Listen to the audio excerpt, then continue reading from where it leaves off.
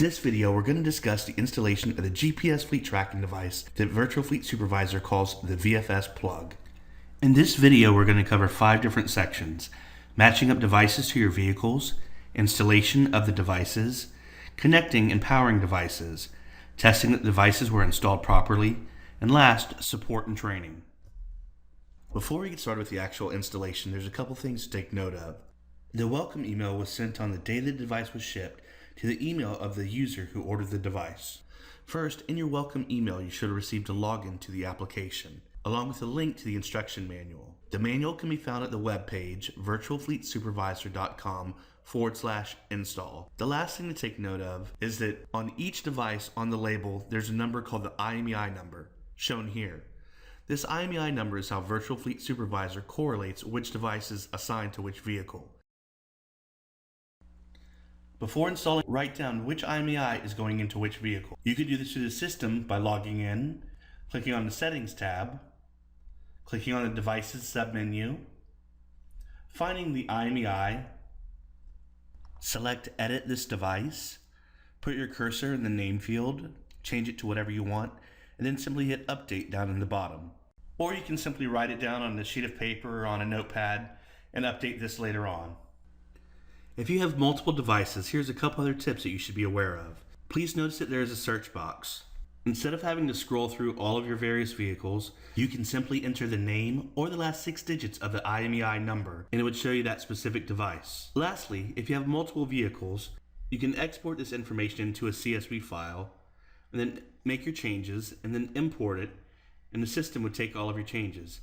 Please be aware to format the CSV exactly as it says here. Let's now begin with the actual installation. It plugs into the onboard diagnostic port, otherwise known as the OBD2 port of your vehicle. The connector must be located within 3 feet of the driver and must not require any tools to be revealed. Once you find the port, match up the plug and slide it in. You should not have to use excessive force, it should fit smoothly. In this video, we are showing one of 2 models that VFS carries. Your model may not have as many lights and may only blink briefly when first plugged in order to be more discreet. Now that the device has been installed, step 2 is to power the device by turning on the ignition.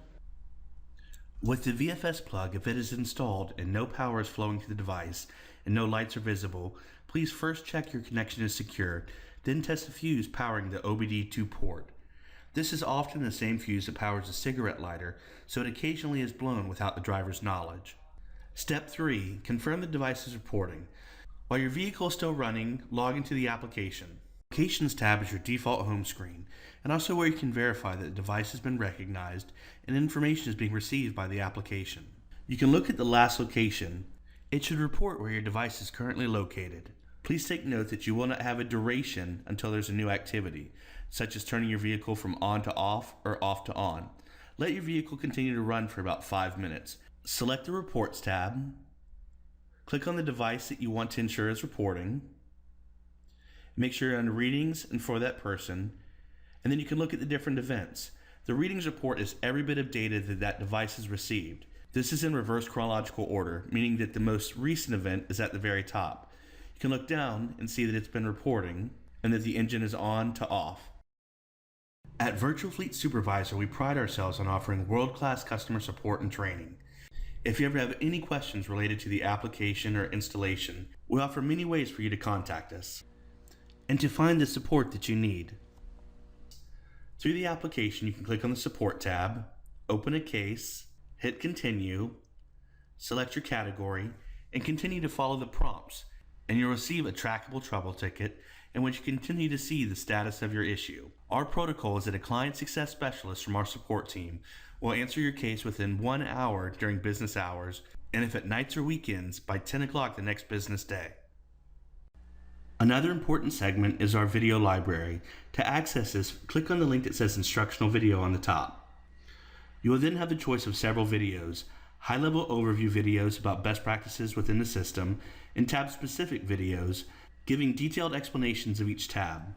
At Virtual Fleet Supervisor, we not only want to provide you the right GPS fleet tracking tools, we also want to ensure that you know how to use them. For this reason, we have dedicated personnel responsible for your training. They'll talk with you to understand your business, to find out what you're trying to accomplish, and then show you how to set up the application to ensure that it solves your exact needs.